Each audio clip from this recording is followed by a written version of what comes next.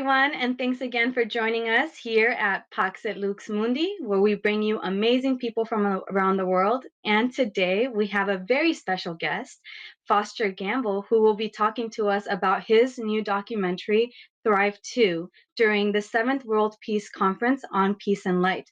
Hello, Foster. How are you? I'm doing well. Nice to be with you, Teresita. It's such an honor to have you here, Foster, and I can't wait to talk to you further. But before we go there, I would love to present you to our viewers, especially for people who may not know who you are.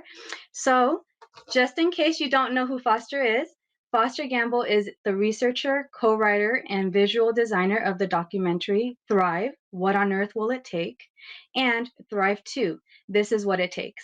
Previously, Foster was CEO of Mind Center Corporation and an instructor in the nonviolent martial arts of Aikido.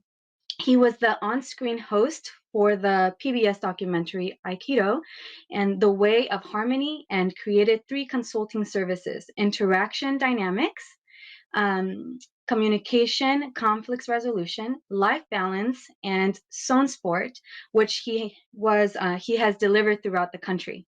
So, hi Foster. I know that this is just a very brief description of your past work and your current work, but I am just so happy and thrilled to hear that you will be at our conference this year during June 18th, 19th, and 20th. Um, so, Foster, please tell us what inspired you to create the documentary Thrive 2. This is what it takes. Well, we never thought we would make another documentary. It was so time consuming. We spent 8 years on the first movie, and it was so expensive and so stressful that we were just glad to get it done. We never thought we would make another one. But the purpose of the first one was to show that we have what it takes for humanity to thrive. So what's in the way? So we were looking to present a diagnosis of why humanity is not thriving and show the possibilities that would actually have us flourishing as a species. So we did that, and fortunately people were really ready for that information. They were hungry to look to find out what's really going on in the world and pursue solutions. So it went on to have over 91 million views already and be the one of the most widely seen documentaries in history. So that was really encouraging for us that people are ready. So what we hadn't anticipated was one of the surprises that happened after Thrive 1 came out is we were contacted by over 1,000 inventors and innovators from all over the world with really exciting sounding things. So we spent, my wife Kimberly and I, who's a co-creator of Thrive movies, we spent 5 or 6 years traveling around the world, checking out these doctors, these inventors, these shamans, and so forth, to see what was really going on. And a lot of the things weren't what we hoped that they would be, but Hmm. a number of them were enough that we saw true game changers in every single sector of human endeavor. So we were so excited that when we would lead workshops, people would come in and kind of hopeless and helpless about the world situation. And after the workshop, they'd be saying things like, wow, I feel proud to be human again. Or I see some light at the end of the tunnel. So Kimberly and I finally sat down and said, okay, we need to share this great information with the world. So we bit the bullet. We spent 1,000 days Wow. making this movie and released it a few months ago to the world. And it's out Hmm. there now with the fulfillment on the promise of the first film. The first film was Thrive: What on Earth Will It Take? This one is Thrive: This Is What It Takes. Because Yes. all of these solutions are already out there, we got to film them and now present them.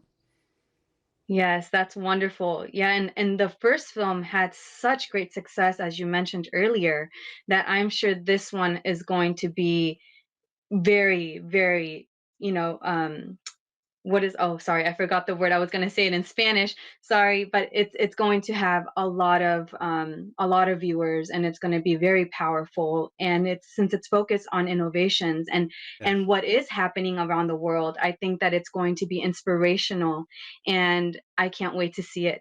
So how can the information that you that you've shared, that you and both Kimberly have shared in the new film, how can that new documentary inspire or create a world of peace and light? Well, I love the question because that's exactly why we made the film. One of the things that we get to do in Thrive 2 is, well, we say it this way, that the star of Thrive 2 is the unified field. And we get to unveil the unified field theory that is finally emerging that Einstein was looking for all of his life and couldn't figure out because he was a mathematician, not a geometer. And the key to it is how the unified field shapes energy into the world that we live in. So that I believe after a lifetime of scientific and spiritual research that the key to thriving is understanding the field of energy, this boundless field of energy of which we're a part. As Rumi said, remember, you're not just a drop in the ocean, you are the whole ocean in a drop. And so Mhm. the the field itself is like a fabric of energy, and the fundamental nature of it is that it is light. The very fundamental nature of existence itself is the pure potential of light. And then that light itself comes into subatomic particles in the push and pull dynamic. And then it moves on to form atoms. And the atoms combine and make molecules. And then the molecules learn to chain themselves together and grow as a plant. And then it learns to move as an animal. And then it learns to do all of that and think about itself and the universe, and that's humanity. So light is the very fundamental nature of evolution itself. And so if we can learn to live in alignment with the dynamics of the unified field, it leads to healing, it leads to prevention of disease, it leads to access to free energy, it leads to spiritual awakening. So living in alignment with the field is the key to living in peace and living as the incredible light beings that we are. So that's what we're looking forward to showing proof of in your conference. Yes, and I can't wait. I want to ask you a question. I was reading about your history, and there was something that I read that happened to you at a very young age. I believe, and you can correct me if I'm wrong, I think you were 14 when you That's had a very specific experience which drove you to become the person that you are today. Can you share a little bit about that with us? Sure, I'd be happy to. Yeah. I had a wonderful childhood. I realize that not many people get to say that, but I had fantastic parents and, very comfortable surroundings as I was growing up and so forth, great siblings. My only real trauma in childhood was when in sixth grade in elementary school, they turned on a siren and said, "This is a drill in case of nuclear attack. So jump under your desk and put your arms over your head." And so they turned on the siren. We all jumped under the desk. And I'm sitting there under the desk thinking, I don't think this desk and my arms is going to protect me from a nuclear bomb. And that's the moment that I realized, okay, human beings somehow fundamentally don't know how to relate to each other. They don't know how to relate to energy. And if this is the best that adults can do, I better get started on my own thinking. And I really devoted my life to figuring out how humans can relate to energy.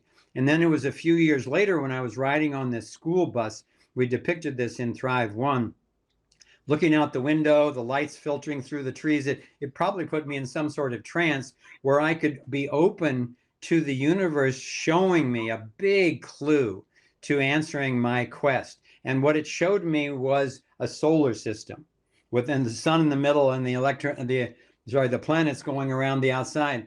And I thought that's interesting. And then it transformed into an atom with the nucleus at the center and the electrons going around the outside. And wow, they're the same thing, but so different in size. And then it transformed into a human being with a light at the center, and then this field, this toroidal field of energy around us. And the insight that I was given was that human beings are that same fundamental pattern of sustainability for an energy system. And it's true at all scales, and humanity is roughly halfway between the atom and the solar system. So that started me on a quest to figure out, okay, is this really the blueprint that I've been looking for how we can align harmoniously with the field? Yes, and much of the work in the first documentary was based on this finding, and I Yes. thought it was very interesting. So that's why I wanted to ask you that question, because I think it's important for people to know what awoken that desire in you, to really go into this quest of finding those answers that you just And spoke in about. Thrive One, we really focused on the toroidal form itself as the blueprint of sustainability. In Thrive Two, we take off from there and show that when that toroidal geometry is expanded out infinitely in all directions, it creates a very specific geometric pattern. It's almost like the box springs in a mattress or something like that. We're living in this beautiful sacred geometry that is energy itself. And when we can access that geometry, that flow harmoniously, that's when the universe gives us as much electricity as we need. It gives Mm. us as much healing as we need. It gives us as much awareness and as much love as we can handle. And is this what you call the free energy? Yes, Yeah. on the technological level, when you access this field, the field is boundless energy. It turns out that the space is not a vacuum, like physicists have been saying. It's a plenum. It's full of virtually infinite energy at every single point.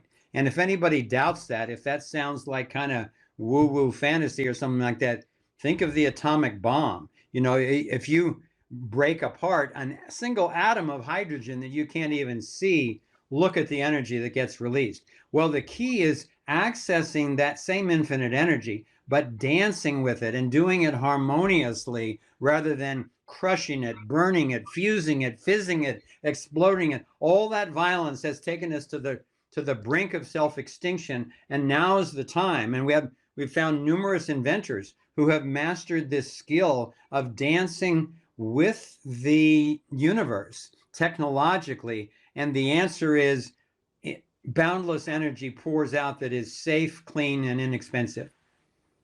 That's amazing. That's amazing. Sometimes I wish I could be a scientist, to be able to really understand all those wonderful concepts. There's so much magic in all those concepts and in everything that is shared and everything that you're sharing with me today. And, Foster, with everything that's been happening around the world during these times, do you feel that there is still, reasons to keep hope alive? Well, boy, isn't that the question of the day? And people are often shocked by my attitude toward this because, as bad as things are, I mean, we really describe the agenda, the nefarious agenda of total domination on the part of a few sociopaths that is in the way of our thriving. We lay that out in Thrive One, and it Yes. hasn't gone away. It's actually we've made some progress in discovering it, exposing it, and changing it. But it's still a very dangerous situation we're in globally. And these global lockdowns, the economic collapse, the possibility of forced vaccines and involuntary artificial intelligence. So there's a lot of threats out there. But at the same time, I am actually more optimistic than I've ever been in my life. And that's why we made Thrive Two, because I know, first of all, how good human beings are. Hmm. 97% roughly of the human beings on the planet, they would give you the shirt off their back in a storm. They would take you in if you didn't have enough to eat or something. People are just fundamentally good, especially when they're not deprived and made to be afraid and sick and all that. So number one, I'm optimistic because I know humans are good. Number two is that in this fight for freedom, based on a universal morality of non-aggression, nobody gets to initiate force against anyone else except in true self-defense. Uh, Yes. Based on those principles, we're going to be able to unleash all of these innovations. The government, the corporations, the intelligence agencies, the secret societies, they will no longer have this claim to authority over us. And it will unleash health and freedom and energy and love, really, beyond our imaginings. And I think it's going to be happening quite soon because it's now Mhm. getting exposed. This agenda is getting very transparent. The people are starting to be discovered and arrested, and people are catching on and starting to reclaim their individual sovereignty. And that's going to be the basis of not only a thriving humanity, but a thriving planet because we're taking care of the water and the soil and the air and one another as sacred parts of the unified field. Yes. And I think that's very important what you just said right now, and how everything is interrelated and everything affects everything else. And so it's important to care for the water and the earth, and how we treat the earth itself, but also each other.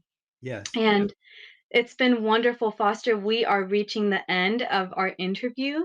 And before we leave, is there anything that you would like to say to our viewers? Sure. First of all, I think the most fundamental message is go see Thrive 1 and Thrive 2, and you will see why I'm so confident that we already have what it takes to thrive. And ultimately, it all begins with each one of us individually, finding our own identity as light itself. We are light beings having a physical experience. And secondly, finding the peace within ourselves and then learning how to share that with every other being. And that's why I'm so thrilled to get a chance to be a part of this conference that's spreading peace and light because that's absolutely at the core of what this is about. Then all of the cures and the technologies and the social self-organization techniques, that's all downstream of our fundamental awareness of our true nature as peace and light. So thank you for doing what you're doing. Thank you. It's been such an honor having you here, and I can't wait to see your presentation during the 7th World Conference on Peace and Light. And I can't wait to see you there, Foster. It's been an honor having you here today and getting a chance to speak to you and getting a chance to know you a little bit better. And I'm sure that our viewers are going to be very pleased with all the information that you have given us today. Thank you, Foster. May you have a wonderful day, and we'll see you soon. Muchas gracias. Bye bye. Adios.